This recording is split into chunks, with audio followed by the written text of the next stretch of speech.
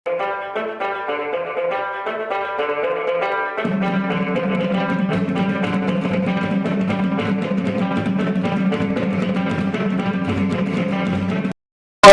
خوتي الصباح عليكم، كلشي بخير. هاني الامور كما كتشوفوا اليوم مع اختي ليلى فضيلي، الممثله الرائعه اللي كنشوفوها في التلفزيون واللقاءات المهرجانات. ومرحبا بك اليوم لقاء خاص اللي درنا اختي ليلى في هذه السهره هذه.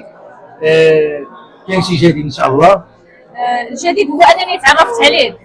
هذا اشرف بوعلي، وقال لي بوهالي، ولكن راه بوهالي في التمثيل وفي الاخراج ضروري جدا. وانا فرحانه تلاقيت معاه اليوم في هذا الحفل الفني اللي منظمه جمعيه سيني كافي للفنون والثقافه. تلاقيت معاه صدفه، انسان طيب ومبدع ومخرج. الله يحفظك. وديجا تلاقينا كنا تلاقينا ما عقلتش فين، كل رجل في سيدي بليون. سيدي بليون.